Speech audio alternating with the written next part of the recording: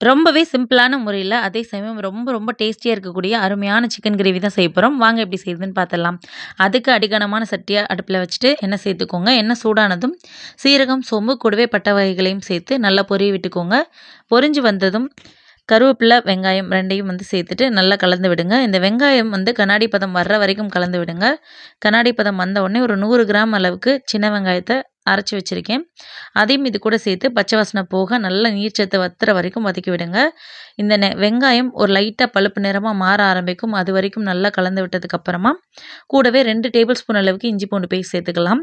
நான் 1 1/2 kilo chicken use பண்ண போறேன். அதனால இந்த அளவுக்கு குவான்டிட்டி எடுத்திருக்கேன். நீங்க உங்களுடைய சிக்கனுக்கு தகுந்தாப்புல கொஞ்சம் கூட குறைய சேர்த்துக்கோங்க. இஞ்சி பூண்டு பேஸ்ட்டோட பச்சை வாசனை போய் நல்ல வாசனை வர்ற வரைக்கும் வதக்கி விட்டுட்டே இருங்க. இந்த மாதிரி அடிகனமான சட்டி வச்சிங்கன்னா உங்களுக்கு சீக்கிரமாக ரெடி ஆயிரும். இப்போது 6 தக்காளி பழத்தை நல்லா அரைச்சி சேர்த்துருக்கேன். இப்போ இதெல்லாம் நல்லா கலந்து விட்டு இந்த தக்காளியில் உள்ள நீர்ச்சத்து வற்றி நிறம் மாறி வரும். அது வரைக்கும் நல்லா கலந்து விடுங்க. நல்லா சுருண்டு வந்ததுக்கப்புறமா 1 டேபிள் ஸ்பூன் அளவுக்கு கரம் மசாலா, 4 டேபிள் ஸ்பூன் அளவுக்கு தனி மிளகாய் தூள், 2 டேபிள் ஸ்பூன் அளவுக்கு மல்லித்தூள், 1 டீஸ்பூன் அளவுக்கு மஞ்சள் தூள் சேர்த்துருக்கேன். இது எல்லாத்தையும் நல்லா கலந்து விடுங்க. காரம் உங்களுக்கு கம்மியாக வேணும்னா குறைச்சலாக சேர்த்துக்கோங்க. நான் போட்டிருக்க மிளகாப்பொடி வீட்டில் அரைச்சது காரம் கம்மியாக இருக்கும். ஸோ அதனால் இந்த அளவுக்கு சேர்த்துருக்கேன். இது கூட தேவையான அளவு உப்பையும் சேர்த்துட்டு 1 டேபிள் ஸ்பூன் அளவுக்கு மிளகுத்தூள் சேர்த்துக்கோங்க. கண்டிப்பாக மிளகுத்தூள் சேர்க்கும்போது ரொம்ப ரொம்ப அருமையாக இருக்கும். ஸோ இந்த ஸ்டேஜில் நல்லா கலந்து விடுங்க. மசாலாலேருந்து எண்ணெய் கசிய ஆரம்பிக்கும். அது வரைக்கும் கலந்து விடுங்க. நல்லா மசாலாலேருந்து எண்ணெய் பிரியறது தெரிஞ்ச உடனே நம்ம இது கூட சிக்கனை சேர்த்துடலாம். பாருங்கள் நல்லா எண்ணெய் கசிஞ்சு வர ஆரம்பிச்சாச்சு. இப்போது சிக்கனை சேர்த்துட்டு நல்லா கலந்து விடலாம்.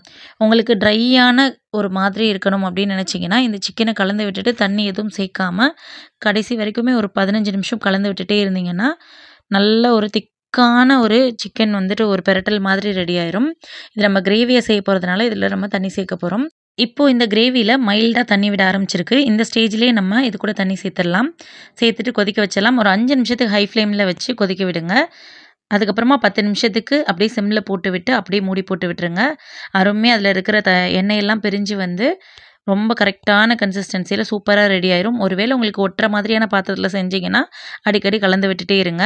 இப்போ எண்ணெய் பிரிஞ்சு வந்துட்டாலே இந்த சிக்கனும் ரெடி ஆயிடுச்சு, கிரேவியும் அருமையாக ரெடி ஆயிடுச்சுன்னு அர்த்தம்.